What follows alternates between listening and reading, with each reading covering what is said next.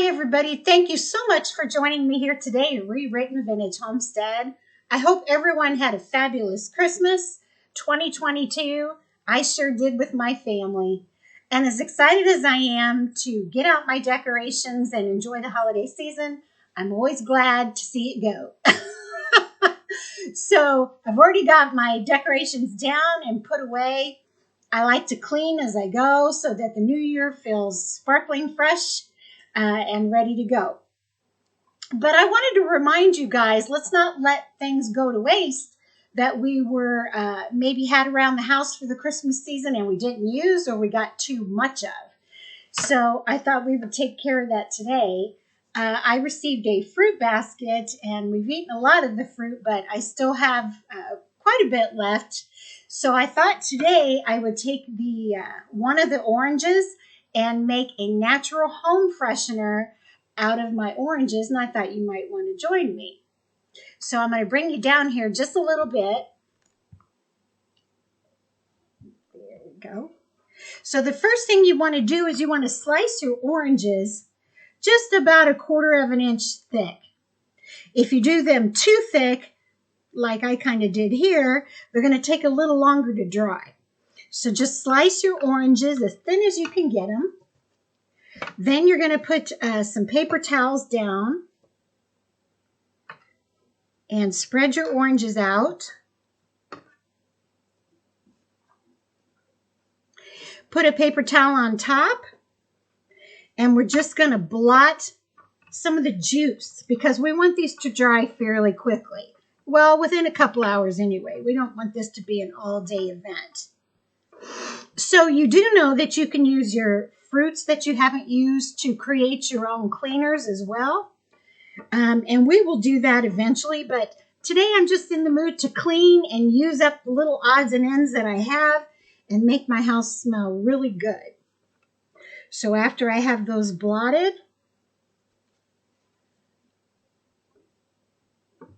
we're going to take those off. Look at how much liquid that gets out.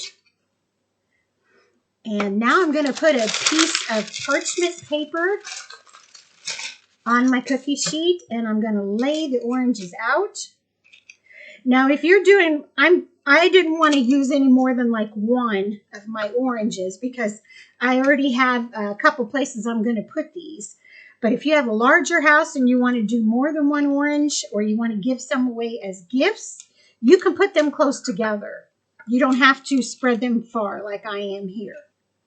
Now, what I'm going to do is I'm going to preheat my oven to 200. We're going to bake these slowly at 200 for about 2 hours, and we're going to flip them every 30 minutes so they don't burn. We'll take a look at them when they're done.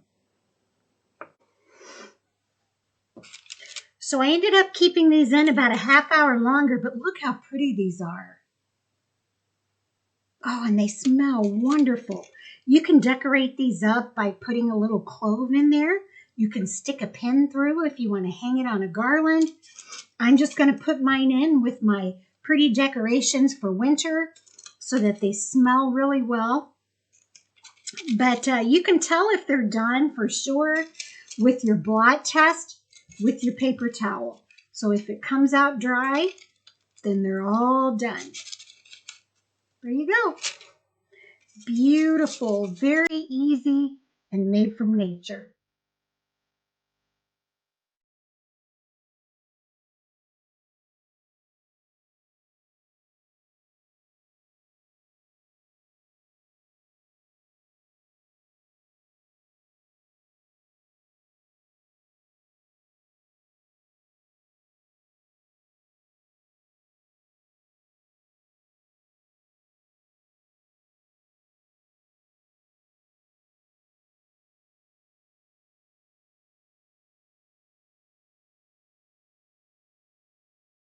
I'm going to take an apple from the fruit basket I received as well, and I'm going to make some wonderful smelling apple pomodors.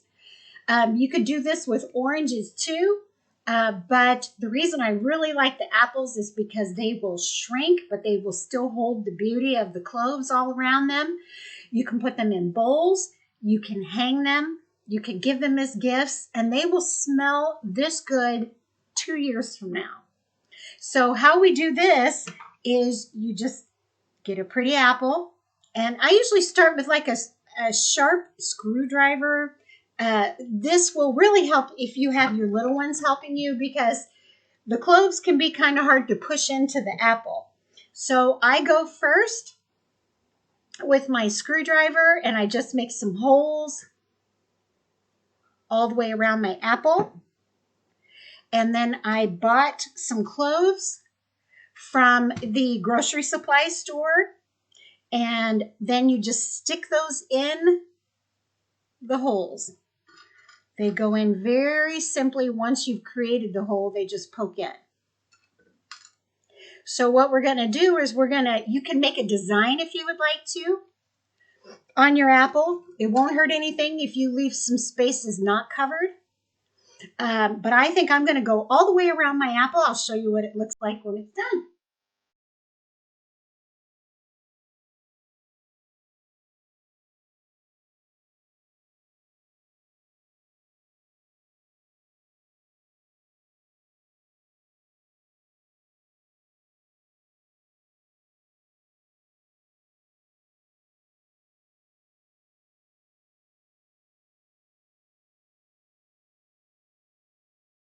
And I want to remind you guys, do not get rid of your candy canes. I take my candy canes and my peppermints and I put them in the freezer.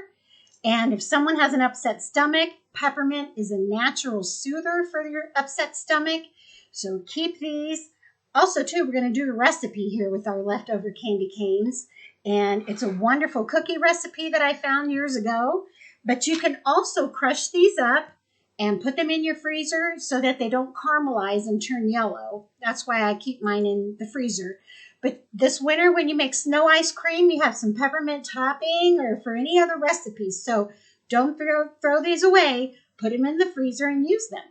So today we're going to make some chocolate chip peppermint cookies out of our leftover candy canes. I'll bring you down here to follow. So the first thing we're going to do is we're going to mix our wet ingredients. I have some butter here. So it's going to be 1 stick of butter, slightly melted.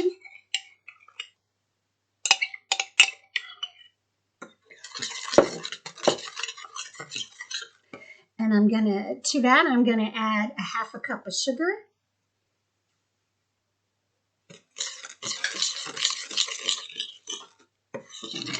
And to that, I'm going to add 1/3 cup of packed brown sugar.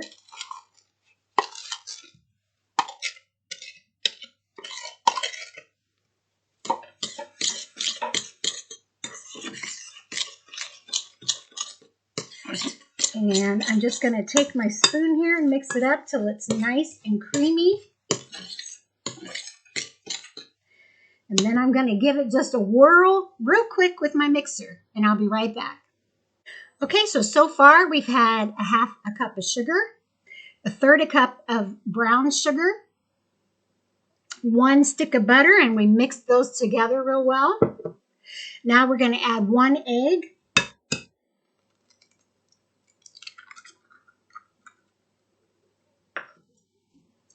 And we're going to add 1½ teaspoons of vanilla.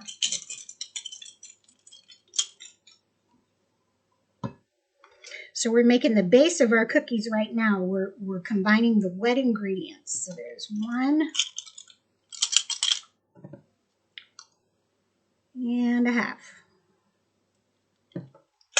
I'm going to mix that together with my spoon to get it started. And then I'm going to take it over to the mixer and give it a whirl. And then we're going to start adding our dry ingredients. So here are our wet ingredients. And when I say mix them up with the mixer, you only want to do it until it's incorporated. If you do it too long, it's going to become too stiff. Now in a separate bowl, we're going to take 1½ cups of flour. And we're going to mix that with some wonderful sea salt. Let's see, I need 1/2 teaspoon of sea salt.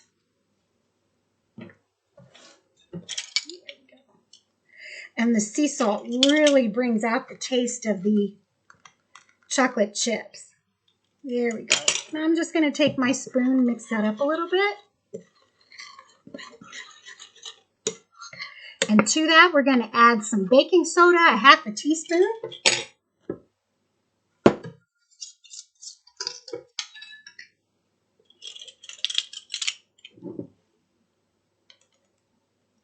There we go. Mix that again. And now I'm going to take these dry ingredients and put them into my wet ingredients.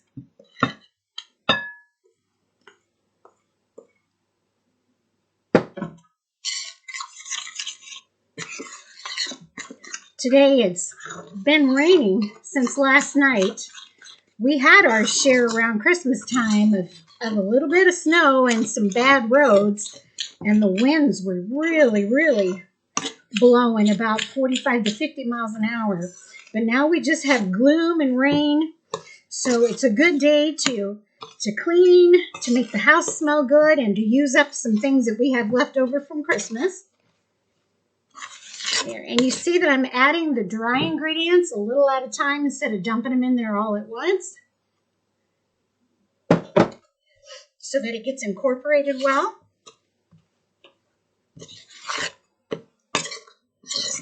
This is a real easy recipe, and it always turns out. Those are my kind of recipes, the ones that always turn out. Okay, I'm going to add just the rest here.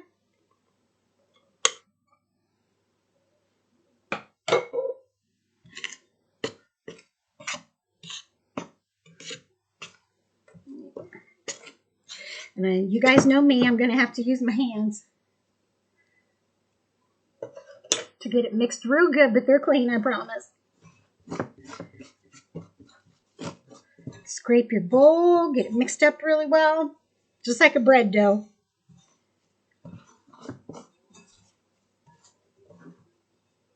Now you can make this dough ahead of time and put it in the refrigerator.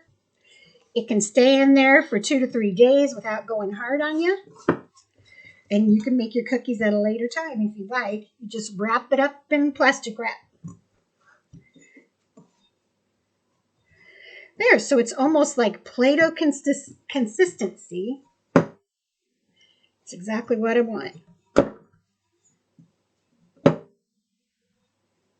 So now I'm going to stir in my chocolate chips. Yum, yum, yum. All right, so I'm going to put in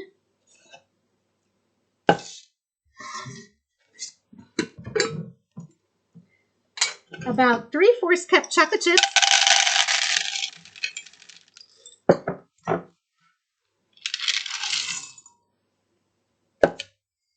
And about 3/4 cups of the white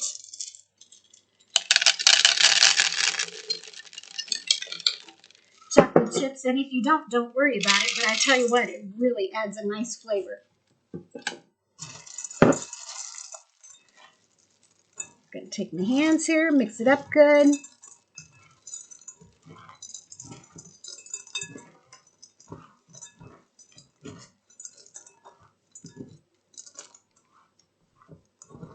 Like a bread dough, just push those chips down in there.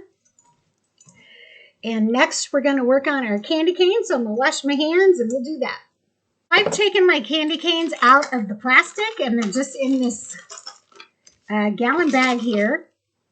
You can use a rolling pin if you like. I'm just going to use a glass.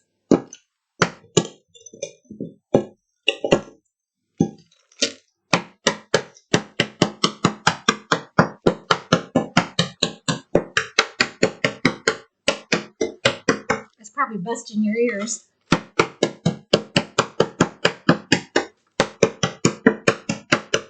And so with the glass, I'm just chopping them up as fine as I can.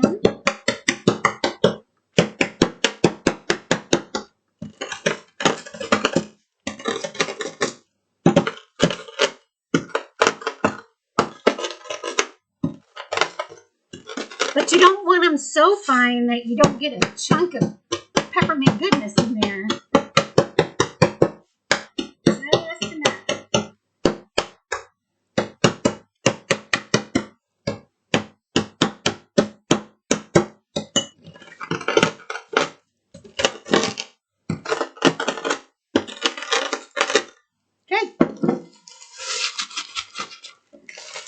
So you can see they're just little bitty, fine pieces of peppermint.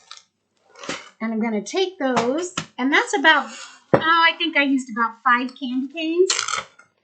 And I'm going to pour that into my cookie mix, like this. Once again, I'm going to mix it up with my hands. Oh, it already smells fabulous, fabulous. Now, from this point, you can either chill your dough, like I said. You can keep it in the refrigerator for 2 to 3 days, or you can bake it. You're going to drop them 1 tablespoon little balls on an ungreased cookie sheet for 350 degrees for about 10 to 12 minutes, which we will do. And I'll show you what they look like when I take them out of the oven. So I just took the cookies out of the oven. The key to these cookies are, if you look at them, they look like they're not quite done because the top isn't brown. But what we're going to do is we're going to look around the outside edges to see if they're brown, which these are. And then we're going to let these set for just a couple minutes, and then we're going to take them off the parchment paper. So I bake these at 350 for 12 minutes. You want to just watch your oven and make sure you don't over bake them. But aren't they beautiful? You can see the little specks of candy cane in there. And with that sea salt and chocolate, they're going to be delicious. And I wanted to remind everybody, don't let those Christmas items in the store go to waste either. I went to Walmart the other day. They had all of their Christmas baking mixes, icings, toppings, fruits, 50 to 75% off. They're not going to go bad on your shelf. They're usually good for 1 year. So make sure you go stock up on the 50% items at your stores as well. Thanks for joining me here today, friends. We had a very productive day, and my house smells delicious. We made apple pomodors. We dried some orange slices. Oh, those are fabulous too. And we made some chocolate chip and white chocolate chip and peppermint cookies from our leftover candy canes. I wanted to show you the bottom. See, those get plenty brown. So when you're baking them, don't look at the top and say, oh, they're not done yet. Look at the sides. And yum.